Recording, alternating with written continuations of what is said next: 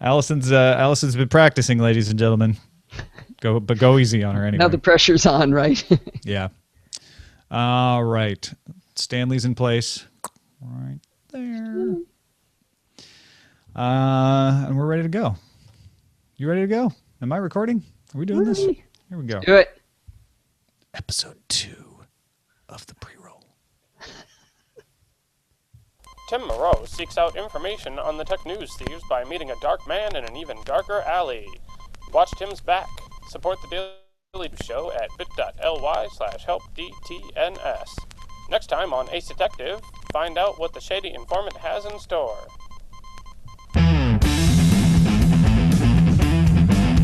This is the Daily Tech News for Monday, October 6th, 2014. I'm Tom Merritt, and joining me right now is Allison Sheridan, host of NosillaCast, Podfeet on Twitter, and just general woman about the internet. How you doing, Allison? I am doing fantastic. It's finally a tiny bit cooler here than the last 3 times. Yeah, there were the people complaining about it being rainy in other parts of the world. I heard it snowed in Chicago earlier this week. Edward Snowden? Chicago? We're going to talk about the big split in a few minutes. HP deciding to go through mitosis and divide itself in half. But let's get to the headlines first. Here's the headline on that. HP announced today it will split itself into 2 companies by the end of October of next year. That's the end of its fiscal year 2015. Hewlett-Packard Enterprises will keep the bulk of the company with enterprise-level IT offerings, things like cloud storage, big data, servers. Meg Whitman, the current HP CEO, will be CEO of that company. The other company will be called HP Inc. It will get the personal systems and printing business, which means all the desktops and laptops and those lucrative printer ink sales, and have current executive vice president of that division, Dion Weisler, as its CEO. Meg Whitman will also serve as chairman of the board for HP Inc.'s board of directors. Separate from the split, Ars Technica reports HP said its current round of layoffs will total 55,000 people. Jeez. Yeah. Well, we'll get more into that later. In other news, Facebook officially owns WhatsApp. TechCrunch reports that the deal closed for $4.5 billion and 177.7 million shares of Facebook stock, plus 45.9 million in restricted stock for WhatsApp employees. WhatsApp founder Jan Koum will join Facebook's board and receive a salary of $1 plus almost 25 million units of Facebook stock. You know, when you get to like 24 plus million units of Facebook stock, you don't need more than $1. Isn't that what Zuckerberg does too? He only takes $1 of salary. Well, yeah, didn't Steve Jobs start that? He was the first dollar a year guy. He was the first tech guy that I remember doing it, but I know others, like I think Iacocca may have done that back in the 80s or something. He didn't invent $1, just made $1 I bet somebody than did everybody it before else. Iacocca, probably some Roosevelt or something, Vanderbilt. GigaOM reports Redbox Instant will shut down tomorrow, October 7th. The streaming video service jointly operated by Verizon and Redbox hasn't been able to sign up new users in 3 months. Information on refunds will be emailed and posted on the Redbox Instant website October 10th. I wonder if you get to keep any videos you have when they shut down. Yes, I think Redbox downloads will remain. I think I remember reading that the Redbox downloads will remain around. It's just the instant streaming service that's going to be. I gotcha. ZDNet reports GT Advanced, the company that sells Sapphire to Apple, has filed for bankruptcy. Now, I think this is that restructuring kind of bankruptcy, not the going out of business kind of bankruptcy. The company suffered a massive drop in share price after the latest iPhone did not use their material in its display glass. Apple still uses Sapphire in its rear camera lens and Touch ID fingerprint sensors, and the forthcoming Apple Watch will use Sapphire in its display. Yeah, so there'll be more Sapphire sales, but do you think that they were like banking on Apple using it as the screen for the iPhone 6? Yes. I mean, the way like the story literally is written, banking on it? Well, the way the story is written, it was like, oh my gosh, our stock went down. Okay, we better file for bankruptcy. Yeah. But there's got to be other stuff going on if that's kind of an effect, not a cause, I would think. That story is a little weird.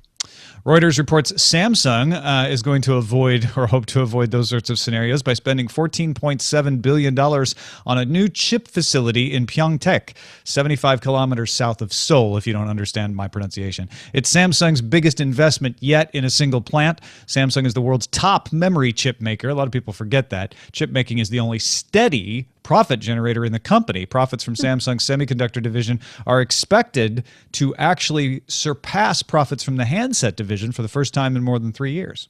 Wow. The only steady profit generator. In other words, it's the handset division skyrocketed past it for a while, but now it's falling back to earth, So whereas the the other ones go up and semiconductors down. have just been like plugging away. Yeah. Huh.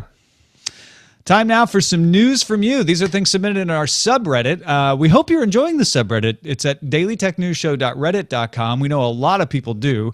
We've been seeing great things posted in there. It helps inform how we put the lineup together every day. Lets us know what at least a big chunk of our audience thinks is important in the tech world. It supplements what I get from my own feeds and Google News and TechMeme and all these other sources. So get in there and let your voice be part of that as well. You can vote stories up. You can vote stories down. You can submit links like Motang did. He passed along a Times of India report that Skype will stop delivering calls on landlines and mobile phones in India starting November 10th. Now, Skype calls outside of India will still be connected. So if you're in India on Skype calling a number outside of India, that'll still work. If you're outside India, like me, you'll be able to use Skype to call a number inside India. So if I want to call somebody in India, I can still put in a phone number and call them from the United States, for instance, or anywhere else outside India. Skype did not give a reason for the change, but India has a law preventing internet-based phone calls originating from India. So companies like Skype usually reroute the calls internationally to circumvent the law. Apparently something about that isn't working anymore. Yeah. Why would you So have if I'm that? in India on Skype, I can't call a landline or mobile phone number from Skype. So they have no voice over IP then? Well, they probably do, but it's probably a way to protect the telecoms from competition from Skype. And Skype's been doing this trick that a lot of companies do, like Viber, for instance, that reroute the calls. But apparently something happened where that's not okay anymore. Whenever I think about incoming calls to India, I got to remember when my Skype account got hacked because I'd forgotten to change the password, and it was the same password I'd used on my Gawker Media account that got hacked. Yeah. And I went to the gym and came back, and I had made $200 in calls to India. I had forgotten that my PayPal account was attached to my... Well, now, see, this wouldn't change that, actually, because you're outside. No, so it's still good. That can still happen. Yay. Yeah. My passwords are better now. Good. Let's see. Some character named spsheridan submitted to the subreddit the Cult of Mac story that T-Mobile CEO John Ledger responded to questions about bent iPhone 6s while speaking at GeekWire Summit 2014. In his usual sweary manner, Ledger called Bendgate horse manure, and we might be paraphrasing there, and said anybody who bends an iPhone is an idiot. Not paraphrasing. Going 12 straight words in a row without cursing, though, Ledger said, the demand for these devices in the last few weeks is unbelievable. He didn't say un-effing believable, surprisingly enough, and that almost is kind of disappointing. Yeah, it almost sounds like it's not as strong. When John Ledger, when he doesn't curse, you're like, oh, I don't know if he means it anymore. I think he does well-placed cursing, though. I find him just vastly entertaining. The video and the link in the show notes is just fantastic. I mean, we watched the whole thing. We watched the iPhone part twice because it was so funny. He's impossible to quote if you're certain media outlets, though. He drives people nuts, I know. Yeah.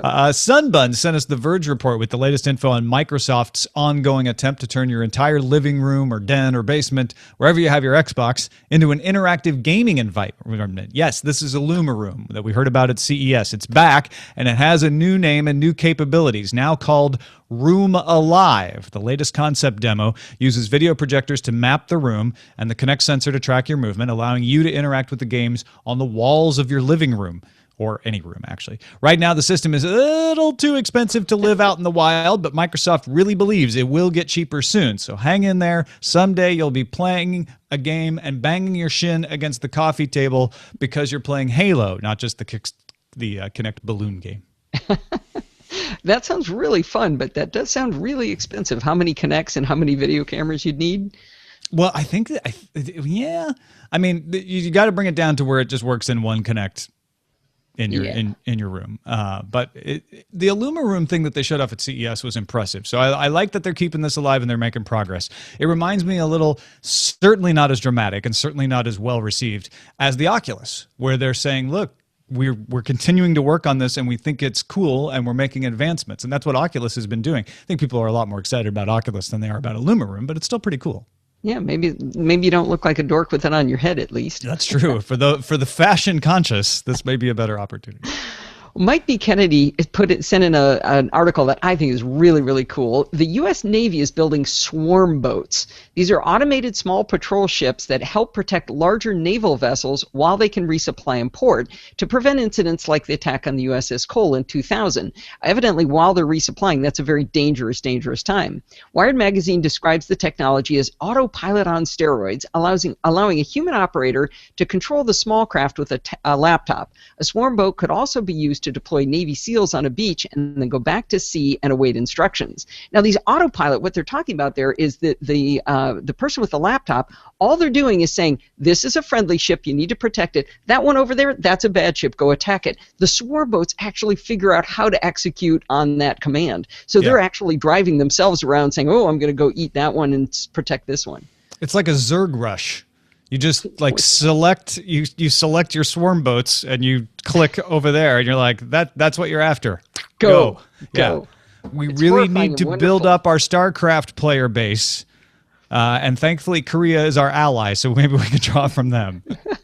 That's very cool. Sheridan, you're right. He seems to show up a lot on shows that you co-host. That guy. And Captain Kipper submitted stories about Facebook's hidden friend-to-friend payment system coming to light. Cult of Mac Stanford student Andrew Aud found code in Facebook's Messenger app referring to the kinds of you need to handle in a payment system, like credit card info and expiration dates, etc. Looks like, from the code, you'd need to add a credit card and a PIN to Messenger to make it work if and when a payment system were to go live in Facebook Messenger. Yeah, I'm going to do Facebook payments right after I let them handle my medical information. Yeah, which they want to do that too. You know, a lot of people do have payment information stored with Facebook already because they've bought like Facebook stuff. Facebook has those little virtual gift items, and there's other things that they've sold before. So they have a base from which to do this, and I think a lot more people will do it than you might expect, especially if it's like, hey, want to send money to your friends. That was PayPal's original proposition, and they still use that to bring people in. Send money to your friends and family. If you're the kind of person today who's been using Facebook as the internet, right? And there's a lot of those people.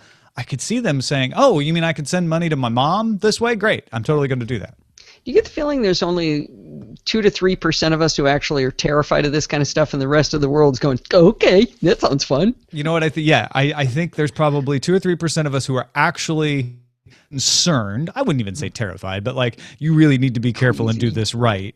And then there's like 15% who act terrified, but actually will still do it. Use it. They just, yeah. Exactly. I'm probably in that camp. Oh, no, I don't think so.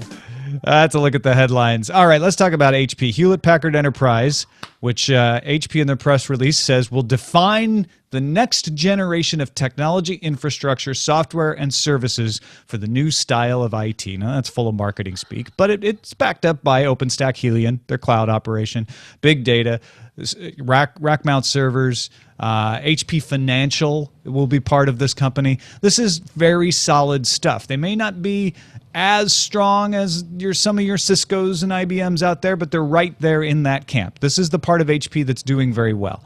Now, Allison, compare it to the way they describe HP Inc., which again, personal systems, your desktops, your laptops, and printers. HP Inc. will provide leading personal systems and printing company, delivering innovations that will empower people to create, interact, and inspire like never before. And they mention 3D printing and, quote, new computing experiences as what this company will do. So, first of all, HP Inc. is not HPINK, right? That's no, although that is where it will get all of its money. That is not how it's spelled. And that is a way to kind of remember things. What's bothering me here is their services business, we're saying it's doing well, but the margins are not doing that well in that. The HP services revenue is down. Their operating margins are down from 6.9% to 2.9%. It's actually their printer and PC business that's doing pretty well. Yeah, but the Hewlett, I'll let you finish here, but remember, the Hewlett-Packard Enterprise business has growth potential, and the printer business doesn't. Carry on. Yeah, but we can't say that they're doing well on the services side, which I find fascinating because most of these big companies that do services, I mean, companies like Oracle and IBM and even Microsoft, we complain about, oh, they're being stupid over here with Windows 8 and everything, but they're over here making giant piles of money on their services business. So how are they not making giant piles of money on their services business? I'd like to understand that. I think, I would characterize it as, yes, they're not making the giant piles of money maybe that the others are making, but they see the potential to be able to do that. And the margins are much worse on the desktop and laptop side of things. Where they make all their money in HP Inc. is Inc., like you said, right? Where they can make their money in Hewlett-Packard Enterprise is all of this stuff. It can be OpenStack Helion. It can be servers, although the servers margins are lower. It can be big data. What Meg Whitman is identifying here, in my opinion, is this is the part of the business that's healthy. We still are turning HP around. It's not well yet. It's not over the sickness, but it's got the best prognosis. The part that can drag us down is declining printer sales, because don't forget, people are printing less and less. I think printer ink sales were down 15% last year. So that's a declining business. If you've got two businesses that when you split them up, they're basically making equivalent amounts of revenue, and one's got a huge upside in the future if you do it right, and the other's got a huge downside no matter what you do. Yeah.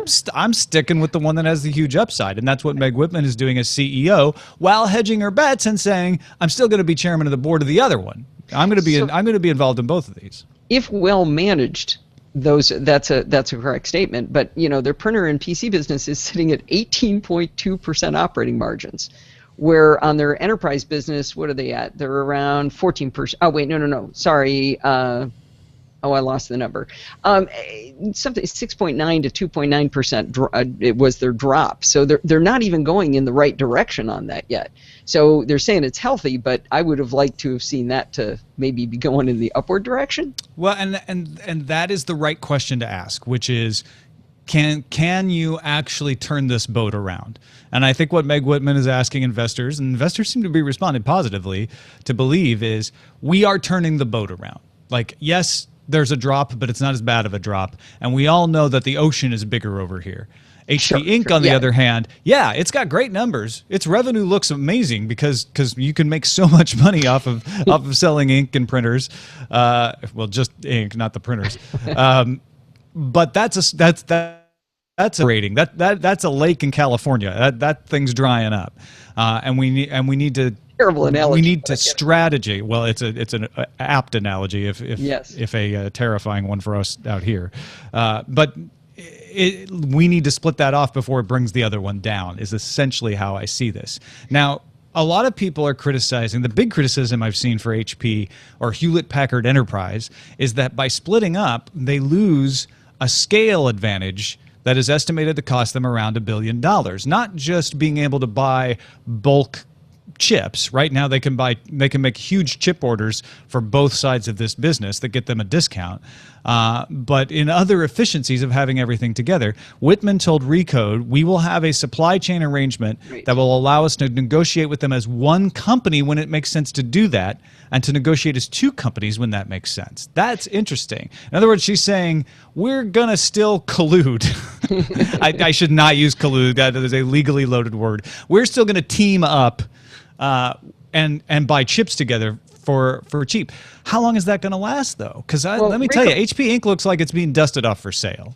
Well, Recode also talked about that this is going to be the season for mergers and acquisitions. So right before, or maybe it was a parallel article, they also talked about the fact that it's pretty clear that they're setting up the PC business to be picked up by Lenovo or Dell. And that now that they've split, they've gotten rid of the future boat anchor, which will be the PC and printer business, that they're likely to maybe re-engage with EMC for the merger that never happened there before. So all of a sudden, everything you've said about having these things, we'll still be friends and we'll still do the supply chain agreement together, that would not continue to go. The other thing that made me kind of curious, there was a guy named, I'm not sure how to pronounce it, Lesjak, Lesjak, Lesjak. I think it's Lesjak, but I could be wrong. He said things like, you have great opportunities to lay more people off if you split a company. Well, that's exactly what you say when you put a company together, right? Right? I thought the same thing when I read that. Get rid of HR and so get rid of in other finance. words, anytime you change anything, you have great opportunities to lay people off if you really are a good CFO. Which I guess that's probably it. But everything and he also said something really strange about, we're going to not lose as much money as you would think in the split because one of the companies doesn't have to rebrand because HP Inc. gets to keep the logo. And it was like that was a big determining factor in how much this was going to cost was who got the logo. Very strange answers I thought he gave. That is a valid thing, which is if we have to rebrand, let's say they split these, because here's the thing, I think a lot of people are missing this or forgetting this or don't know about it in covering this story. They say HP is abandoning what made it HP and splitting it off, HP Inc., and maybe dusting it off for sale and moving in a new direction. It's exactly what they did in the 90s when they split off Agilent. Because remember, HP is best known as the maker of a precision audio oscillator, if you ask someone from the 1940s, because that's how they started. Their instrument division, right? They made measuring tools. And what they did in the 90s was realize, hey, we're making all this money off computers and electronics. Our measurement tools business is kind of stagnant. Let's spin it off. So they made Agilent. They took everything that wasn't computers and electronics and they put it in Agilent and they spun it off. And that was probably the right decision. You know, history has bore out that Agilent is okay, but Agilent has not. Agilent's stock, I think, is about the same amount, worth about the same amount, or maybe I don't have the terms right, but it's equivalent to what it was when they spun it off. It hasn't grown by leaps and bounds, right? It also hasn't failed, and I think that's what Meg Whitman is back then. Well, yes, it helped spur HP into becoming the HP that it is today, which is the maker of computers for everybody. And I think that's what Meg Whitman is trying to do now, is to say, this is the part that's stagnant. It may not be dead. It may not be dying. We're going to need printers for years, right? But this is not a growth area. So let's spin that out into its own area. Let it become the new Agilent. We'll even let it call itself HP. But we'll be Hewlett-Packard. We'll be the trusted name in enterprise, and that's where the growth opportunity is. So you know what bothers me also about the enterprise business is that they're bringing the servers to that side. So if you've got a giant corporation and you've got to decide on who am I going to buy all of my computers from, and you standardize on HP, you end up with all your server business and all of your desktop business together. But now they've got to make two separate decisions, right? So they might say, okay, well, I'm going to do Dell for my PCs and HP for my servers, and you've got two negotiations. When they talked about the supply chain agreements, they were talking about the other way around, right? Who needs the leverage to buy parts and stuff to build their equipment. This is the other side of the coin, is the companies that do business with HP. And I would guess that, and I have no facts and data to support this, but that a large portion of their business is enterprise purchases, not the Joe Blow who walks into Best Buy to buy the cheapest PC they can find. That's not probably where the revenue's coming from. Well, I wish I had noted this, but essentially enterprise, there's a segment of their enterprise services that is equivalent to their ink printer, their inkjet printer sales, and that includes the ink. And those are their two biggest revenue generators, right there. See, there's facts and data. Yeah, and I think I think what you're hitting on is HP coming to this conclusion. And if I want to read the tea leaves, I look at the fact that Meg Whitman told Recode the decision to split the company up was not made until very recently. I look at the fact that they were trying to buy EMC, they were trying to buy other companies. I think they really did want to keep this together. And Meg Whitman has been saying that for almost a year now, like, better together. We've got more efficiency. I think they finally got to the point where they had to make a heart-rending decision that they just could not rationalize keeping these together anymore. And even though they wouldn't be able to package up nicely HP computers with the enterprise sales, that might be enough of a benefit sometimes to say, yeah, you want to buy Lenovo, you want to buy Dell, whatever, we'll handle the whole transaction for you, which with HP Financial, which will be part of Hewlett-Packard Enterprise, they might be able to do. Well, isn't this exactly what Leo, let's see if I can do it, Apotheker wanted to do that 3 years ago, right? And Meg Whitman, he wanted to sell off. He wanted to sell off personal services, and I think the stockholders were like, "No, just sell it off. That's a bad idea. That's your only revenue right now." And I think what's smarter is they're saying, stockholders, guess what? You now have stock in two companies, and it's going to be income tax free, which is a nice thing for them. That is different. And we tried really hard, and you all believe we tried really hard to keep these together. So I think they made a more compelling case. And maybe, like she says, if they're healthier now when they sell it, that's a better deal. Yeah. No, I think she absolutely is right about that. But 55,000 people losing their jobs. That's whether this thing gets split or not, right? Yeah. Like, that's more than work at Google. Yeah. No, I know. Google has 47,000, I think. Something like that. So yeah, they're going to shed a ton of people before they even consider the split, before the split even happens. And then after the split, they'll be able to shed more people because they'll find that, oh, well, we don't need that department anymore, right? You know what's terrifying? That's only 17% of There's HP. 317,000 people there. Yeah. Yeah, maybe that's part of the problem. It could be too big. People, but God, that is a lot of lives impacted. That's rough. By the end of October 2015, I'm curious who will be swimming around HP Inc. to buy them. There might even be somebody swimming around Hewlett Packard Enterprise to buy them too. But HP Inc. seems like it'd be ripe for someone to want to pick up. You know, this is a sideways piece of information, but the company I used to work for was a government contractor, and we went through and decided that we had to pick a single vendor to go with, and we had chosen Lenovo, and then within like 3 days of when we were going to announce it, it turned out they got bought by China. So right. Not so much for a government contractor. Well, now if Lenovo picks up HP, that pretty much leaves you with who? Dell?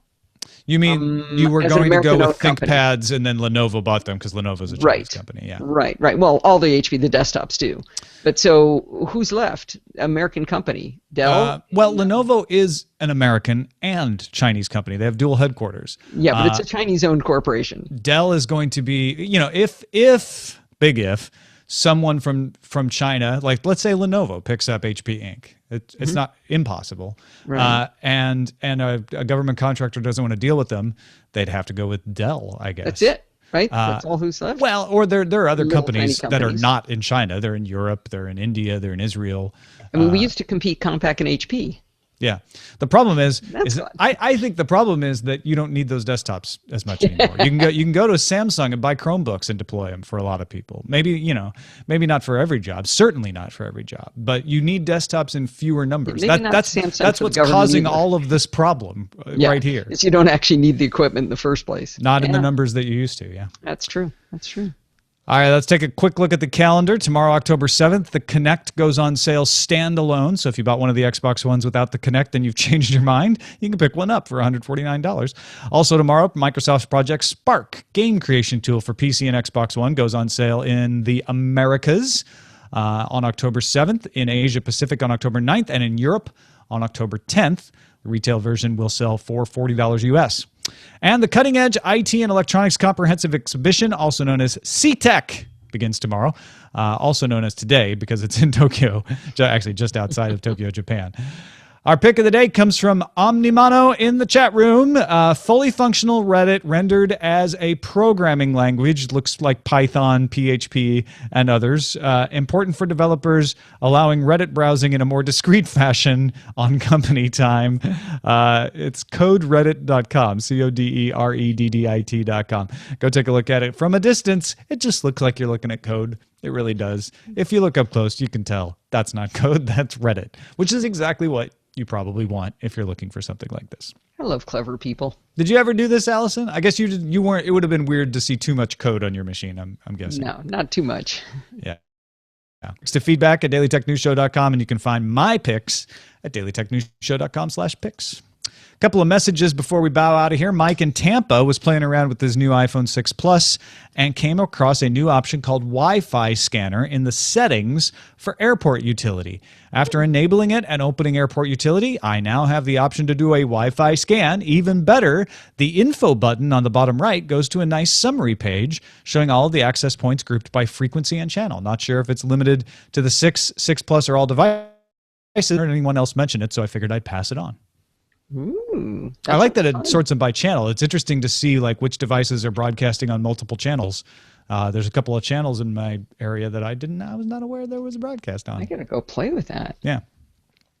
And then I wanted to let you know that 40 Thieves, who's in the chat room right now, has been working on an IRC bot.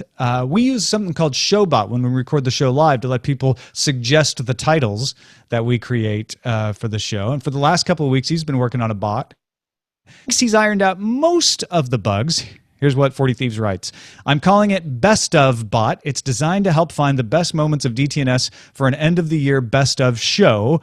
It basically listens in the chat room for messages starting with bang B, followed by a message. When it sees this, it calculates a timestamp relative to the start of current live video on the YouTube channel. This timestamp is then used to generate an embedded YouTube video that starts at the correct time. Right now, it's at bestbot.40thieve.es. He's going to get a domain name for it. Hopefully, this can be used as a quick way to find clips for the Best Of show. Let me know if you have any feedback or thoughts. Also, the code's open source on an MIT license on GitHub if you're interested in that. So thank you, Allie. That's fantastic. Really love this, and this is going to make things so much easier in making a Best Of show. I wish we'd had it all year. So I can't wait for 2015 to have it all year. It is in beta, so he did warn people, like, just, be careful. But if you're watching the show live and you see a moment, you're like, oh, I want to say that should be saved for the year-end show. You just !B followed by a message, and that tags it. Wow, that is so cool. I love how smart people are. That's amazing. Yeah. bestofbot.40thieve.es. So 40 thieves, but with a dot right before the ES. Well, thank you, Allison Strand. Allison Strand from Call for Help just got stuck in my head. Oh, I thought it was because the restaurant we went to. Technology person who is a woman, I guess. Those are the three things you share with and first name Allison. Allison Sheridan, host of NosillaCast at podfeet.com. And of course, you can follow her on Twitter at twitter.com/podfeet. What do you got going on with the casts? I had really good time yesterday. I had Renee Ritchie on my show, and it was so much fun. He comes in about 22 minutes into the show for a segment I call Chit Chat Across the Pond, where I just have random people come in who are sometimes across ponds. And we talked about some of the more hidden cool features in iOS, and he seems to know these really obscure details and gets really deep. He says he doesn't actually know what he's talking about, but clearly he does, and explains some of the stuff about pixels and pixel densities and stuff that I hadn't really gotten my head around. We talked for an hour, and I was just enchanted the entire time. It was absolutely a blast. So he's from imore.com, of course, and really had a good time with Renee. So check out that show at podfeet.com. Renee's fantastic, smart guy, and runs a good site. So very definitely check out imore.com, and then go to podfeet.com and download the Chit Chat Across the Pond. I chit-chatted across an actual pond with you once. That's right. We were in front of, over by Disney World, not in Disney World. Yeah, never been to Disney World. That's the closest I got, was chit-chat across the pond with Allison Sheridan. All right, thank you, boss. Allison Sheridan is one of my bosses, as are 4,319 other people. Thanks to all of you for making the show possible. We are indebted to you, literally. And so we pay that debt off by doing the show every day, Monday through Friday. We hope you get value out of it, and we're so glad that so many of you are willing to give some value back. dailytechnewsshow.com/donate to find the links to our Patreon, to the PayPal button, to the Dogecoin button. I don't know why I laugh every time I say that. It's because it's Dogecoin. It's fun. And Bitcoin. And any future ways of supporting the show we'll throw in there as well. Sure. Thank you all. What's that? Shirts. Oh yeah, the t-shirts. Are not. There's not a link to the t-shirts on that page. They're in the description of the show, though. Okay. And don't forget, you can have a voice in what stories we cover at our subreddit, dailytechnewsshow.reddit.com. You can email us feedback@dailytechnewsshow.com or give us a call 512-59-DAILY. It's 512-593-2459, and listen to the show live at mobile.alphageekradio.com. Our website is dailytechnewsshow.com. We'll be back tomorrow with our DTNS correspondent, Patrick Beja. We'll see you then. Well, we'll talk to you. I won't see you unless you sneak in. This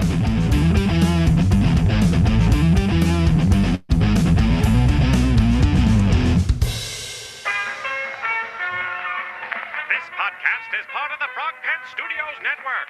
For more information about this and other shows, visit frogpants.com. Audio program so good, it's like you're there. Yay! Good stuff. That was fun. Oh, good. I worked just as hard every time, but I'm less terrified each time. Good. I feel the same way myself. I really do. Tinvec says, if Dogecoin doesn't make you chuckle, it's not doing it right. Well said. For a really fun chat room. Yeah, our chat room's awesome. They're nice and fun and silly. And they make good things. God, Yeah. I mean, think about how much was made today.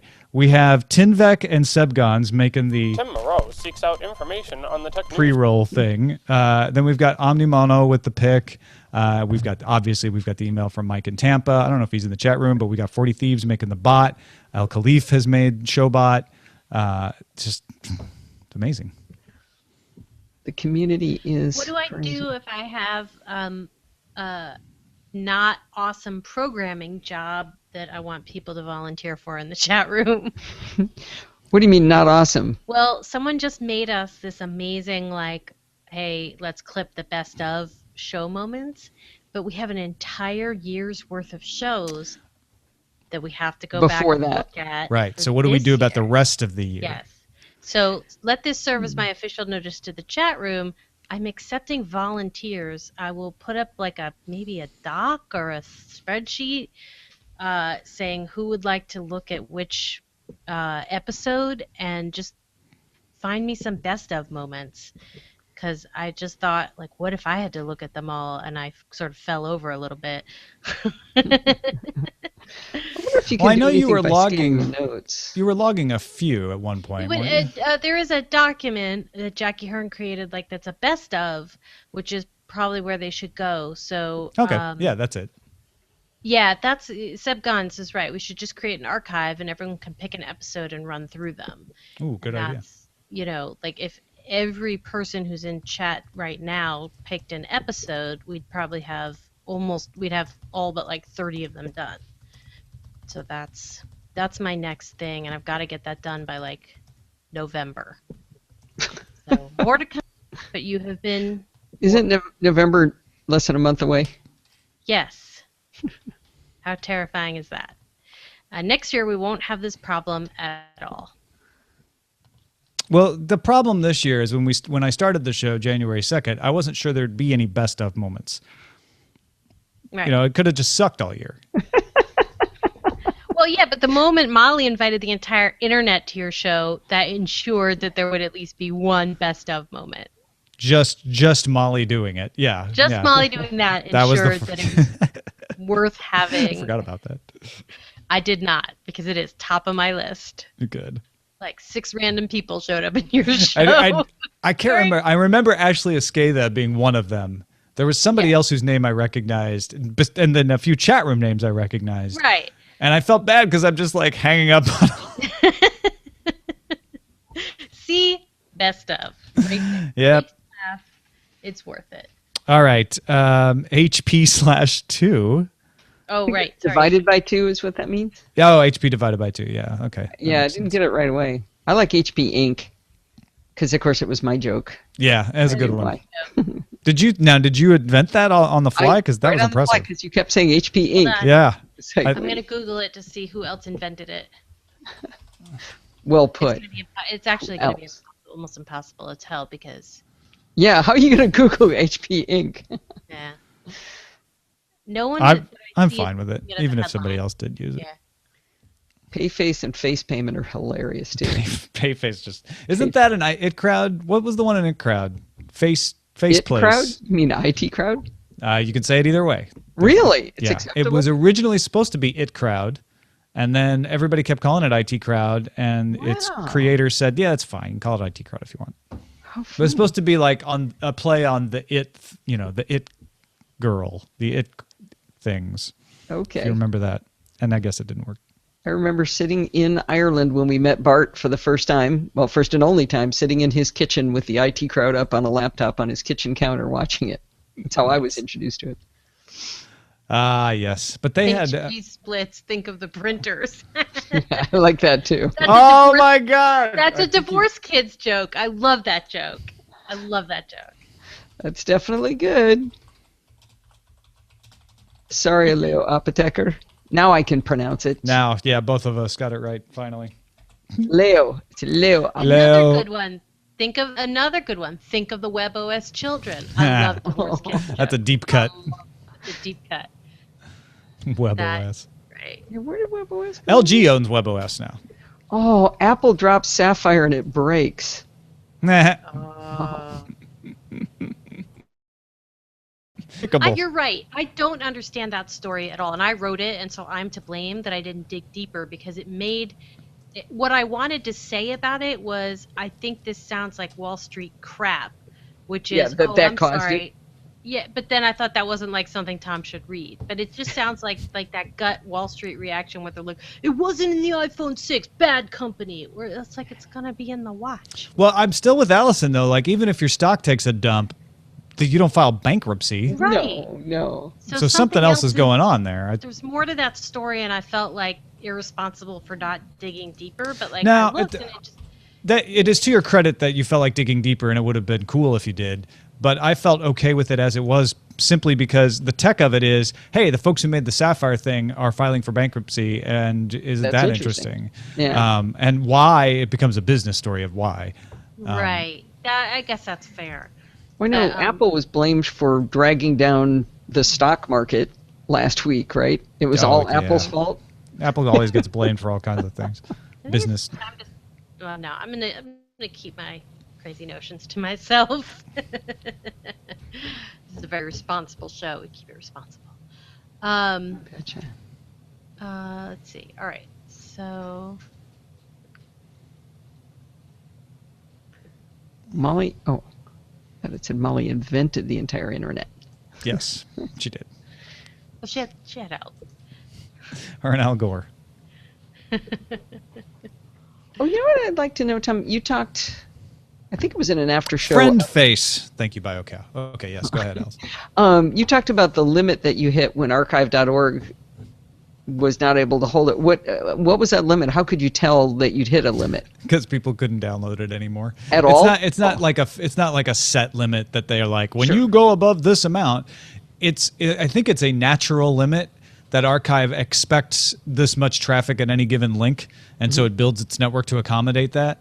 And when you go past it, you're at risk of too many people trying to access the link at the same time, and it gets slowed Just down. wondering how many podcasters are probably well under that limit and don't need to be spending money with the Libsyns and Blueberries. DTNS is the only show that I have ever run into that having to be Really? that becoming an issue. Yeah. And I know Scott Johnson has run into it with a couple of his shows, like The Instance.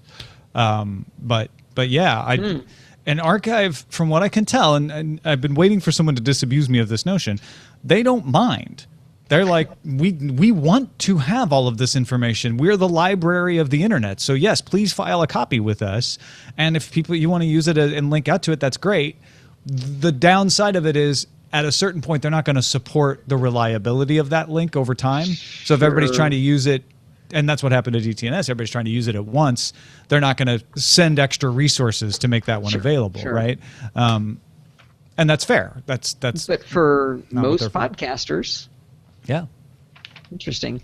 I also donate to archive.org because I feel like it's this value for value model, right? I'm getting so much out of them. I want to give them something back, and they are a nonprofit. Yeah.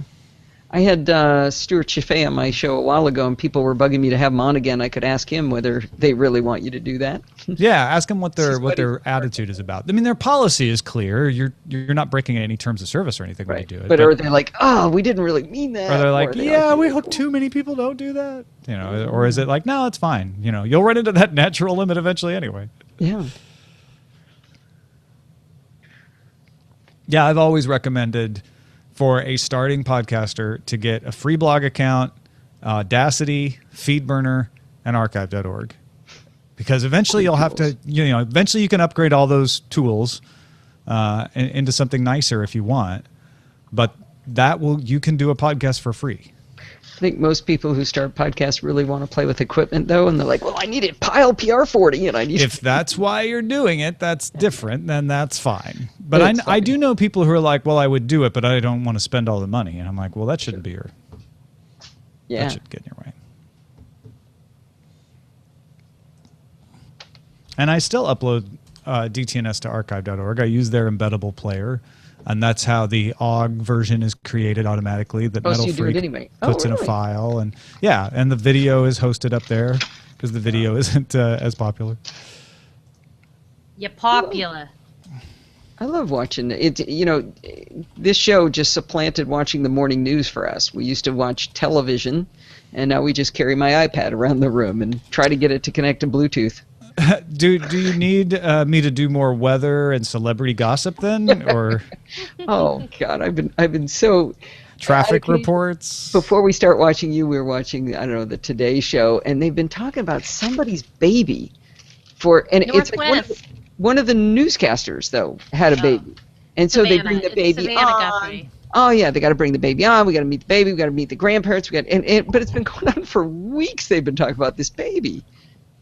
So but I have to say, I want 1% of 0.5% of the credit for Savannah Guthrie's rapid rise, because she and I covered the Michael Jackson trial together when she was at Court TV, and I Really? sat her down one day on the couch and I said, "You are one of the most talented broadcasters I have ever met, and you will go very, very far. I can Wow. absolutely see you being the head of a Interesting. network show." Thank you very much, Jenny Josephson. the dictator. Yeah, she thanks you every time she's on the air, right? If she's She showing is her baby. also literally one of the nicest people you've ever met. Aw. Like, Now you're making me feel bad for not loving her baby. no, well, I get the morning news fluffy part of that, but like Savannah is actually, and that is a cutthroat industry of like the morning news is like, oh boy. Yeah, they don't do but- that much news. Not a lot of news on that show, on the Today Show. CBS has a little bit more hard news on their morning show. My favorite is how I'm a little lot of the biased shows, there, but they consider it news to talk about their other television shows. You know, they'll Yeah, talk it's- about other it's shows a on their own promotional- network. It's a promotional vehicle. That's It's the not one news. thing tons of Not people news. are, and by tons, I mean a respectable number of people are still watching, because they're certainly not watching the evening news. Yeah, but that's not There you news. go. There's Jenny's media moment for today. It's not news. Is Erica Hill still doing the news on No. CBS's She is. morning? No. It's Charlie. It's this a very interesting combination of Charlie Rose, who doesn't come awake till like the second hour, Gail King, Oprah's best friend, Mm-hmm. and I forget who is the third. Nora O'Donnell, maybe, is the third person. But Erica still works there, doesn't she? Let's find out. We're going to use the Maybe power she's just doing of the LakerNet. Hold on. the Linkernet. Oh, a lovely human being. There are a Today Show co-anchor, weekend Today Show co-anchor. So Weekend. she left CBS. and now She she's on- stopped. She's that's right. She went to NBC. I forgot Right. about that. And Right. she's a co-host, not a news. Yeah. That's right. Yeah, I've long wanted to make a list of like the nicest people in television, and then I thought I would just get in trouble For But, leaving people like, off, right?